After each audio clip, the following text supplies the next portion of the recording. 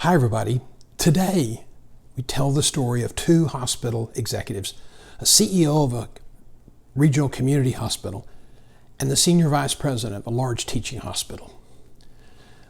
One made the decision to resign, the other was unceremoniously fired. And what happened to them next is really disappointing.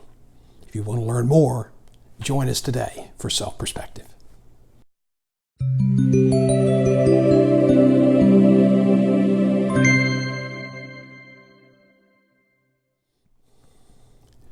Thanks for joining us. I'm John Self, and this is a weekly blog with information and insight to help you manage your career.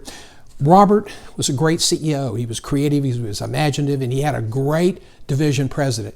And together they decided that the hospital that Robert served had really not been treated fairly over time. And they came up with a plan that made sense financially and made great sense for the community who were really supportive of the services that they decided to implement. But then the division president died suddenly. And within a couple of weeks, he received a phone call from his new boss who said, "Stop everything you're doing. We're not going in that direction anymore." Contracts had been signed. Doctors were planning to close on their houses soon. And now Robert had to go tell his board chair, his chief of the medical staff, and the community leaders who had given so much of their time to help put together the plan. Well, there was a lot of anger, you can imagine. And at first, some of the anger was directed at Robert, but over time, everybody came to realize that it wasn't his decision, and he was just as distraught as they were. Robert made a very principled decision, and quite frankly, I think it was the right decision, that he could not be effective in that hospital, and so he resigned. There was a great story in the newspaper and a wonderful community reception where he and his wife were lauded for their community support and all the good works they did in church and many of the civic organizations. Across the country, Jerry comes in on a Monday, finds out that his boss had been fired. The hospital had suffered through a bad, terrible, expensive EHR implementation. The CEO was out of touch with the medical staff and was very defensive and in some cases angry. And the board had had enough. And so over the weekend they met, they hired a turnaround company, and by Monday morning, the turnaround team was in place. Jerry was a little bit surprised, obviously, but he went in to say hello to his new boss, and there was a chill in the air. Within 2 to 3 weeks, that chill had turned to friction.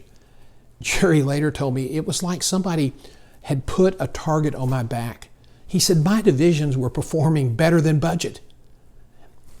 I was doing better than most of the people in the organization, and yet I was the one who seemed to be called out and criticized in the staff meetings. On a Friday afternoon, Jerry got a call to come see the CEO in his office. There was a bad sign. In the lobby were 2 security guards. He went into the office. The CEO wasn't there, but the chief human resource officer was, and there were quick conversation. He was given his reduced benefit package. He declined to sign the severance agreement until he'd had a chance to read it. And he was told that the security guards would immediately take him to his car. His personal effects would be shipped in 2 weeks.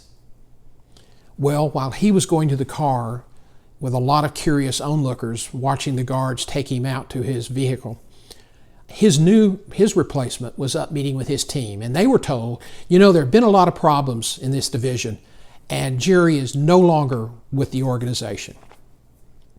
Well, you could not have used words that were more unfair, that cast a pall over Jerry's reputation.